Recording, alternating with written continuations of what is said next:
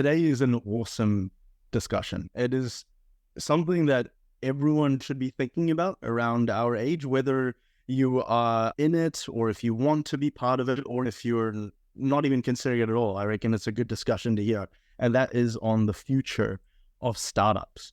New Zealand actually has quite a big entrepreneurial mindset. I believe that a large majority of our businesses are small to medium and our startups. Maybe Caitlin can correct me on that stat, but this ever-evolving landscape is crazy. And I want to chat with some like-minded individuals that are knowledgeable in this space. And yeah, how we're going to break it down is look into first, what is the technologies and innovations we would even consider? Second, the startup funding landscape. We have to have money come in, otherwise you don't survive. And then how you scale and maybe even continue that in the uncertain economy ahead.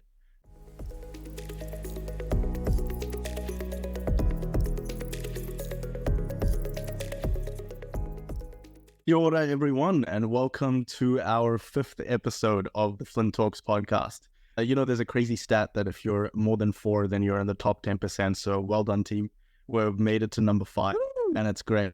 So yeah, why don't you introduce yourselves, Kais and Caitlin, to those that are joining this podcast for the first time. I'll pass it over to you, Kais. Thanks, Derek. Yeah, welcome to episode 5. I'm Kais. I'm really looking forward to this discussion. Caitlin, tell me about yourself. My name is Caitlin, and I too am very interested in this discussion. Thanks, guys.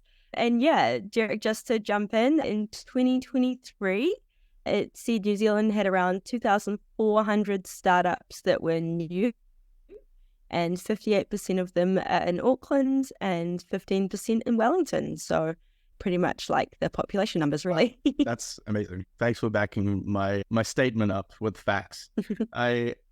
So the first question, and this is a passion of mine, so I got to start with this. The first question is, how do you think AI is going to shape new startups? And I'm going to pass it to you, Kais. Absolutely. It is a very hot topic. It's something I've actually been doing a bit of research on myself in the background, funnily enough. There's this great meme that I've seen recently popping up on my algorithm, which is like this brand new entrepreneur who goes, yeah, I'm going to make the coolest little startup. And he's got a mask on. And as soon as he takes the mask off, it's all just the OpenAI API. So I think that's kind of where I want to start with this in terms of with AI. You've essentially got one massive player in OpenAI that's heads and shoulders above everyone, and everyone's jumping on the OpenAI bandwagon. But nowadays, what you'll find is that it's not enough just to be a new interface or a slightly cooler way to interact with OpenAI. You've really got to have or ChatGPT, I should say. You've really got to have some subject matter expertise, and I think that's really where the differentiation will come in. So I always talk about this idea of the citizen developer or the citizen artificial intelligence developer, shall we say, just to make it a bit more clear. And where I think artificial intelligence is going to help is it's going to bring innovation to the source of the expertise. So, for example, you've really enabled the subject matter expertise or the non-technical founder to rapidly prototype and rapidly innovate.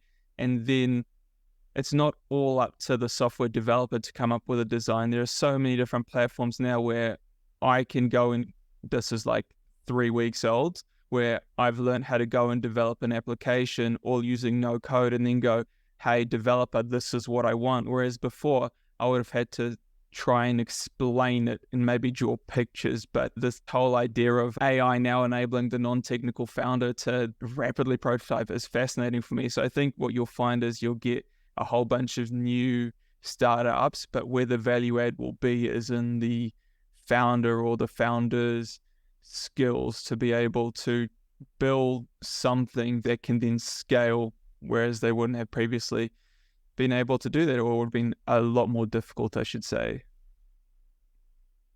That's powerful. Like, you're right on the reliance, because if you just use an OpenAI background model or even Google, any other player, then you're reliant on their technology for your startup. You don't have any flexibility. You don't have the you don't have agility. You're essentially, all their updates are yours. And to the point of rapid development and not even being technical, 100%. I see that, like, AI leverages so much. But we all know that not everyone will be on this. There will be a large majority of the economy and even the population that aren't aware of AI's benefits and will just see this landscape change. And for those younger generations, Caitlin, I want to understand, how are younger generations even thinking of entrepreneurship? Because I feel like it's a small subset of AI startups. Yeah, just thinking about young people in general, I think we've seen a really big shift in terms of what people are wanting out of their working lives. And it comes from seeing the potential for a 4-day work week and all of these really cool, especially in the tech world, companies that have really great work-life balance, and realizing that we can actually have that as well. And that's something that the startup world potentially doesn't have, since it is really tough in those first initial stages while you're getting everything set up.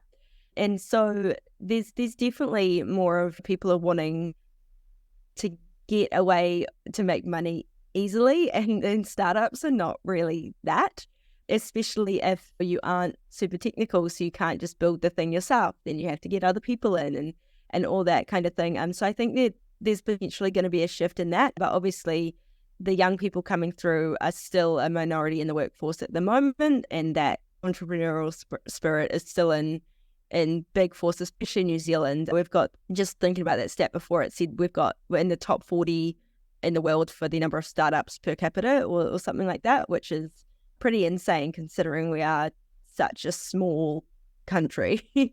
But it's really cool to see. So I think, yeah, New Zealand's going to stay high, but overall we might see it decline as the older generation get older.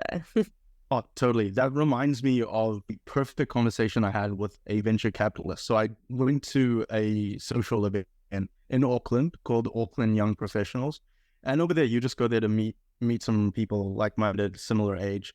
But there was a venture capitalist there, and he was from America. He came over, and he basically was like, dude, how lucky are you to have access to so many diverse different people? And it wasn't just people my age. There were CEOs, executives, venture capitalists, some well-known people that also wanted to come to these things to network. And right here in New Zealand, because of our small village, our small scale, as you were saying, Caitlin, we could have access, we could have conversations with these people. And so venture capitalist and gaining money for these startups is actually really easy in New Zealand compared to anywhere in the world, in America. And so what are your thoughts on that particular situation with that space of starting up and gaining money? And I'll pass it back to you, Caitlin, because we had that connection with, and the perfect segue. So yeah, you've got all of the usual culprits, the Kickstarters and the crowdsourcing online with all of the different bits and pieces, all the different websites you can do that on. But then there's obviously going the more traditional routes, which I don't think many young people would be, going to banks, getting loans, all that stuff. But yeah, just speaking on the Kickstarter point, there's always some interesting things in that though, because you've got really cool ideas and then you put some money into it saying, okay, cool, next year I'm going to have this cool product or this cool app or this cool like product, yeah, whatever it might be. And then they don't quite get off the ground. They've taken the money. Obviously it's a risk that you're making, but yeah, we invested in this really cool thing at work.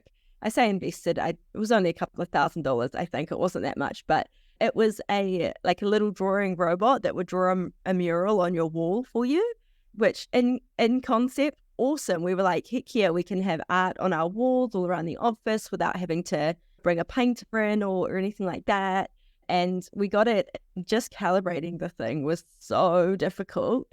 And then so the product actually arrived, but it just didn't work at all. And it's just hung on our wall for like 3 years now. And every Christmas we're like, oh, we'll have a couple of wines and we'll give it another go. And it's like a half-day activity in the office, just trying to make this thing work before we give up for another year. But yeah, so it hangs on our wall as a warning actually of putting money into things that don't have a full like suite of I don't even know what to call it, but they don't have a full plan behind them, that aren't actually feasible. But yeah. Yeah. That's definitely the negatives of Kickstarter. But Kais, I know you have some positives or even a different view on kickstarting or crowdfunding with startups. So what is your view on that? Yeah, so I got a mixed view in that sense of I love the idea of crowdfunding and Kickstarter and where it's enabled people who haven't previously been able to get funding all via the internet. And saying that, there are a whole bunch of there are a lot of cons that come with it. And if you look at the whole crypto space, which is something I was interested in, or still am interested in, there's so many scams. And the whole story that Caitlin just told about the startup idea that sounded great in concept, but it didn't actually come to fruition. There are so many of those in that I've seen in the crowdfunding space. So it feels like, it is one of those a lot more riskier bets that you're making. And you're effectively putting money into somebody without a proven product. And this is where I want to go with this, in the sense that I actually am more aligned to something that Caitlin said about the younger generation going less likely to go down the traditional route. And I absolutely think that is like one of the greatest opportunities we have with the boomers retiring soon. They've got a whole bunch of businesses that they probably own freehold without debt, that you can then go and take the startup mindset into a boring business. And where I'm going with this is that these assets that they will already have cash flow, so that then you can pay yourself a salary, and then on top of that you can reinvest this sort of money. You won't be paying yourself like a ridiculous amount of money, otherwise you won't have any funds for innovation. But the cool thing about them is that they're a proven commodity. Like, if there's a stat which says the problem with startups right now is that there's a ridiculously low chance of failure, or ridiculously high chance of failure. It's like 1 in 10 or 1 in 100,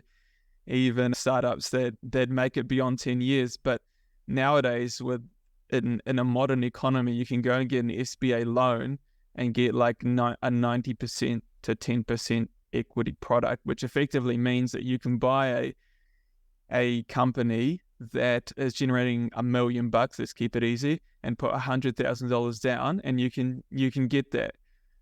So I think that's where the real opportunity is, in terms of taking on debt and getting these existing loans, or getting these existing businesses off the boomers and taking the startup mindset into them. Totally. Both amazing different viewpoints on this. Mine is on the idea that, and I know it's subjective, because I say you can actually dedicate, if you time block your week and really sort out the wastage in your life, you can find 10 hours a week, and you can still have a full-time job and put 10 hours a week into a startup. And so you still have a full-time income, but are working on something in the background. And if you have the mindset that, hey, I just want to be consistent and persistent, I don't want to necessarily get money, I just want to see if something will work and try and fail because of that stat in 1 in 10 fail, then you have that stability, you have that safety, you're not putting everything into it. And so that's the route I would go. And coming back to the first question on AI, I see many different ways of making those 10 hours even become 20, because with AI, you can double your productivity. So I really think through that time and finding people after you've built something for a year or two, going the traditional route or kickstarting, both are viable, in my opinion. But let's just say we've got a startup and it's working. It's a month in. It's great. Got our initial capital. Got our idea. But now we're in this crazy market.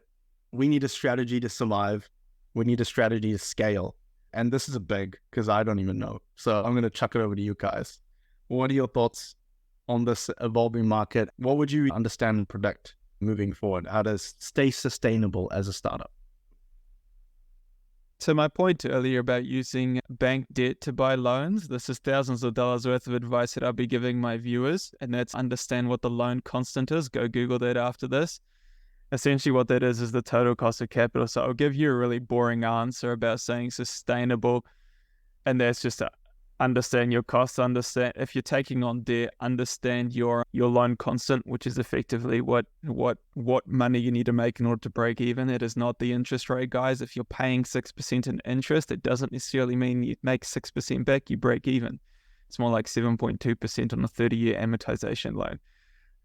So yeah, I think that the obvious question is the financials. Understand the financials. Okay. Be a bookkeep on your money and your ins and downs. I mean, that's very smart, very wise. Every financial book teaches that. So thank you, guys. You're very knowledgeable.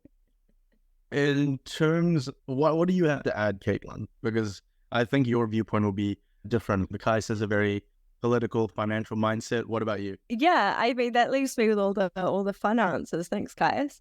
One of the big things that I see in a lot of startups that do really well these days is that they build a really strong community of customers. They're not just going, oh yeah, buy this thing and then that's it. A lot of, especially the ones in New Zealand, small community, relatively small country size, they really build like a hardcore following of people that are like, oh, we love this, that are going to talk to everyone about it. Think of like the cleaning products and stuff. A product that normally would just sit on a shelf, you'd use it. You're not going to go and talk to your friend about your dishwashing liquid. But if they've done really great marketing, it's fun as a concept as well as a product, you're really going to talk about it. And I think that's where a lot of the startups coming from the young people are hitting the nail on the head there, because we're seeing, especially obviously with social media, it makes it so much easier, but we're seeing they have memes on their social media account that make you laugh, and then they've got all of the trends and things that post with this caption and will send you a product, and sponsoring events that we actually go to as consumers, rather than just putting it on a shelf and hoping that it sells. And so yeah, building on that social media, really focusing on that customer community is what a lot of startups are really going to have to think about. And yeah, just the marketing aspect is going to be so much more important going forward, because there is so much competition these days, because in some ways it's easier to start something now than it was back in the day when you only had the traditional options. So yeah, I think have a catchy tagline and a cute little cartoon character and you're good to go. 100%. That's amazing. Both of you talked about some fundamental concepts that stand the test of time, which is build the community that is sustainable and understand your financials, know your money ins and outs. And I think regardless of the changing AI landscape, those things are common. And I guess those are the things that give success. So that's awesome. Thanks for the input, both of you. I'm actually going to switch it up now. If you had to create a startup, and if you're working on something and you don't want to share this, you think it's going to be the next big thing, don't share, obviously. But let's just say if you wanted to do a startup right now, it could be fun, it could be silly, it could be really cool or something important. What would it be? And I'll pass it over to you guys. Yeah, I'll give you a straight answer on that, because I am working on this in the background. It's an AI optimization advisory service. So I hear a lot of organizations want to get into AI, but they actually have no idea how to start. So being able to get a lay of the land with the AI tools that are out there and how they can solve business problems is really something that I think is a market need. So I think it's really something that could be helpful for the small to medium enterprises, especially. Purely because they're the ones that will be more likely to take on a brand new tool. I find that a whole bunch of enterprise customers have a whole bunch of red tape they have to go through, plus they've already got established systems. So I think that's a pretty neat idea myself. That's awesome. I definitely see that space. I've been looking into it. But what about you, Caitlin? Yeah, this is actually something that I have been thinking about, and I don't mind sharing it. If someone wants to make it, great, I'll use it. But I really want to see an app or something where you can find other people going to the same event as you and talk to them beforehand, so that you can then like go to an event by yourself and have a group with you. Like, I don't know if it's something you guys care about, but I don't really like going to things by myself. So quite often I'll be like, oh, I really want to go to this gig or this trade show or whatever it is, but none of my friends are free that day, or none of them really care about the thing that it's about or the artist that it is. So I'm kind of like, oh, I don't really want to go by myself. So quite often I'll just not go. And then I wish I'd gone because all the photos look amazing and blah, blah, blah. And so, yeah, like I'd love something where you go, yep, I'm going to this thing. I'm planning on going by myself, and give a brief about you, and other people can do the same thing. And you can be like, hey, we're both going. We're both similar age, similar interests. Let's have a quick chat. And then if we get on, we'll meet up and we'll enjoy the event together. So then we can both enjoy it, still like not have that social anxiety thing, not feel like we're a loser, not going to only be able to take selfies because you don't want to hand your phone over to a stranger, that kind of thing. So yeah, if someone wants to build an app where I can find people to go to gigs with, that would be really nice. That honestly sounds like a feature that could be added to Meetup. Like Meetup's a good event app, and then that could be a feature that you message those people on it. Yeah, or even like something like Ticketmaster could honestly, when you're buying your ticket, say, do you want to be added to the list of people that are looking for other people going? And you'd be like, yeah, and then it would be, something like that could be cool. But not saying Ticketmaster should do it, because I don't rate them, even though they are the best of the bad bunch. But my ticket buying experiences have not been great. No worries. No, that's both great ideas. In terms of what I'm doing, you obviously know I'm an AI nerd, so I've got two different routes. I can either be an educator on YouTube, which I've kind of started on the side, not really being consistent, but enjoy the process of creating. Or I could go on the consultancy route, which is what you're doing, Kais, but more on the lens of bridging the gap between development and conception. So you're going on the tools route, but I'm thinking about like the gap that needs to be bridged, because there's a lot of people, a lot of pressure from executives that want to get AI initiatives for business moving forward, because they see this is the $15 trillion industry that they need to get a piece of the pie on. But then they have developers and engineers that don't want to be part of any of the politics, don't want to be part of any of the education for that. And I think there's a middle ground in this small space, which I think is only a number of years before AGI comes, and that's another conversation in itself. But AGI, for those of you who don't know, is a nerd speak for artificial general intelligence. I think it's going to come soon. But yeah, anyways, thank you. Thank you, both of you. That was amazing. That was really dynamic and some great viewpoints from everyone. I'm really grateful for you, Caitlin. Otherwise, it would have just been me and Kais talking about AI. So you definitely added an element that we needed. And so I want to thank TUANZ for sponsoring this podcast and enabling us to do this. And yeah, please follow us for more. We're going to keep on bringing some dynamic conversations in this evolving space. And if you want to hear like-minded individuals that are useful in Aotearoa, this is the podcast. So thank you. Thank you, team.